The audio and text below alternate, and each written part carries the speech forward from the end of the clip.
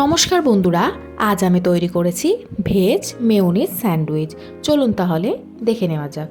প্রথমে আমি কিছু সবজি কেটে নিয়েছি, পেঁয়াজ, গাজর, ক্যাপসিকাম এবং টমেটো। এবারে এই সবজিগুলো একটা পাত্রের মধ্যে নিয়ে নিতে হবে। দুটো পেঁয়াজ কেটে নিয়েছি, সাথে একটা বড় সাইজের ক্যাপসিকাম নিয়ে নিয়েছি, একটা মিডিয়াম সাইজের টমেটো কুচি করে নিয়েছি, একটা গাজর ছোট ছোট টুকরো করে কেটে নিয়েছি। দিয়ে দেবো এর মধ্যে পরিমাণ মতো লবণ, গোলমরিচ গুঁড়ো দিয়ে দেব সামান্য পরিমাণে, আর দিয়ে দেব অরিগ্যানো 1 চা চামচ মতো, চিলি ফ্লেক্স দিয়ে দেব 1/2 চা চামচ। আপনারা চাইলে এর পরিবর্তে কাঁচা লঙ্কাও ব্যবহার করতে পারবেন। 4 চামচ মেয়োনিজ দিয়ে দেব।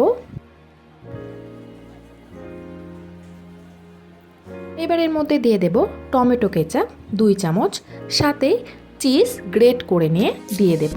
আমি এখানে দুটো চিজের কিউব ব্যবহার করেছি, আপনারা চাইলে স্লাইস চিজও ব্যবহার করতে পারবেন। চিজটা ভালো করে গ্রেট করে নিয়ে দিয়ে দিয়েছি। এইবারে সমস্ত কিছু একসাথে মিক্স করে নিতে হবে। দেখুন সুন্দরভাবে সবজিগুলো মিশিয়ে নেওয়া হয়ে গেছে। এবারে আমি এখানে পাউরুটি নিয়ে নিয়েছি। আপনারা চাইলে পাউরুটির সাইডের অংশগুলো বাদ দিয়ে দিতে পারবেন, তবে আমি পুরোটাই ব্যবহার করেছি। তার মধ্যে 2 চামচ করে সবজির মিশ্রণটা দিয়ে দেব। চারিধারে খুব ভালো করে লাগিয়ে নিয়ে ওপর দিক থেকে আরেকটা পাউরুটি দিয়ে এইভাবে লাগিয়ে দিতে হবে। আরও একটা স্যান্ডউইচ আমি এইভাবেই তৈরি করে নেব।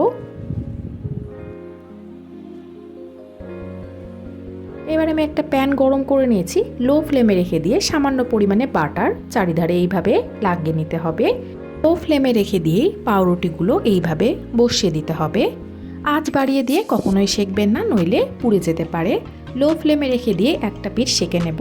ওপরে থেকে আরও অল্প করে বাটার লাগিয়ে দেব অপর দিকটা সেঁকে নেওয়ার জন্য। একটা পিঠ সেঁকে নেওয়া হয়ে গেছে। এবারে পাউরুটিটা অপর পিঠটাও ভালো করে সেঁকে নিতে হবে। প্রায় 1 মিনিট মতো আমি এইভাবে এপিট ওপিট সেঁকে নিয়েছি। পাউরুটিগুলো ভালো করে সেঁকে নেওয়া হয়ে গেছে। এইবারে একটা প্লেটের মধ্যে তুলে নেব। মিডিল থেকে ছুরি দিয়ে কেটে দেব। দেখুন কত সহজে কেটে নেওয়া হয়ে গেছে।